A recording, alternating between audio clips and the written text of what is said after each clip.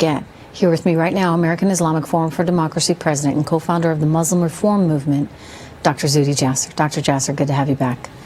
Good to be with you. I know you've said it before, and I'll just get this out of the way. This guy is not representative of your faith. They have corrupted and taken Islam and turned it into something that is violent and horrific.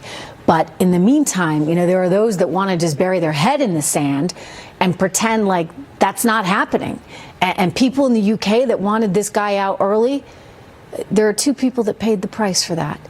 Ilhan Omar, who wants people set free early that have been convicted of joining ISIS. Is she blind to reality, or is there something even worse going on? Well, Trish, it has to do with the lens in which we view this. We are at war. If you view this as a crime problem, as many in the left do, if you view this as the West problem, which is that somehow we deserve this, which is how the ISIS brides attorneys that CARE provides and others, they say, oh, these are not radicalized. These are simply, it's because of the environment they grew up in. They blame the West. They blame others. So that's the Islamist narrative. Ilhan Omar, when she was on the stump for Bernie Sanders 2 weeks ago, what did she say? She said that she joined Bernie's campaign because he was going to fight against Western imperialism. That's how these people are being radicalized. And the UK now realizes that this guy was not only released early, but he was teaching rehab. He was actually involved at Cambridge with a program. Two of the people he killed were part of the folks that they thought were former learning from this former radical, and he really wasn't so former, was he? This is the problem. The jihadists are radicalized by weakness. They see the opportunity, and it actually breeds more. The only way to stop it is to have them realize that they're going to be met with 30, 40-year sentences. And Ilhan Omar's letter to the judge in San Diego, where she asked for a lesser sentence, is really emblematic of sort of this left and Islamist alliance. Like somehow we're at fault. Not only, right? We're exactly. at fault.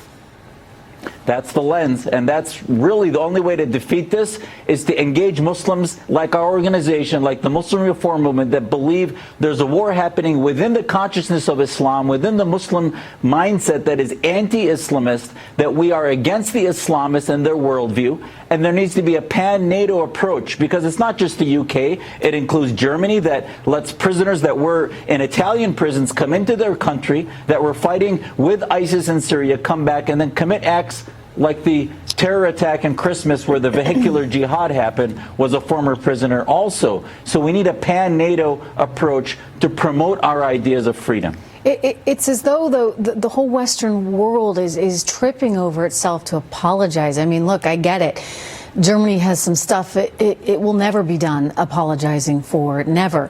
But nonetheless, to suddenly say, okay, everybody come here, and it's going to be this panacea, or even you look at the naivete of Sweden bringing so many members of Syria, or I should say people from Syria, into their country that they can't handle, right, economically or socially. And it's a mess. It's an absolute mess, and nobody wants to sort of say, okay, this is the elephant in the room. These people don't, really, they're not gelling well with others there, with the Europeans, or in some cases with Americans. And I know that's not an easy thing to say, and nobody wants to be unkind, Zuhdi, but it's also the reality. I mean, how much can you take on? And there's no military solution abroad, but when they're here, we need to be stripping them of their citizenship. We need to look at vetting immigrants more powerfully against political Islam and ideologies incompatible with Western society. And we need to realize that we're at war. When you're at war, soldiers don't get rehabilitated that are trying to kill you and destroy your country. That's not what happens. You put them in jail, they're prisoners of war until the war is over. And I guarantee you, this is a long war.